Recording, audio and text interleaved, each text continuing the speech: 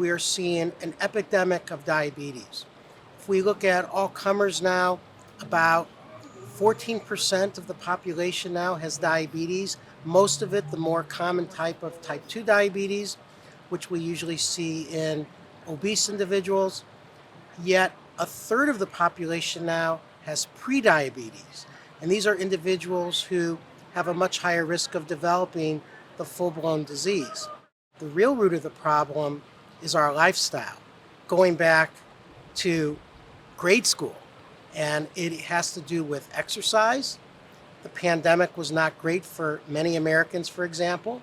And it has to do with dietary choices. Fast food, junk food, whatever you want to call it. All one has to do is walk in a mall, walk in an airport, and I pay attention how big our population has grown over the years. What is the most alarming is the increase in type 2 diabetes in the adolescents and young adults. And that's why moving that screening number from 40 to 35 makes so much sense, because we are seeing so much type 2 diabetes in the 30-year-old age group, especially with individuals who are already obese. They come from ethnic minorities, which have an increased genetic risk, and from women with gestational diabetes after the pregnancy. There are many of my colleagues who feel we should have done more in terms of screening people who are obese and people of ethnic minorities and people who are sedentary and people with family histories of type 2 diabetes, and that we should be screening them all the way down into adolescence, into the high schools, and even into the middle schools, because there's a lot of diabetes there now that wasn't there 30 years ago.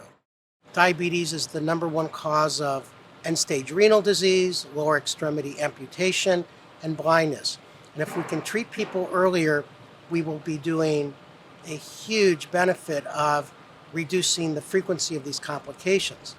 I think as importantly as screening for diabetes is one can often diagnose prediabetes.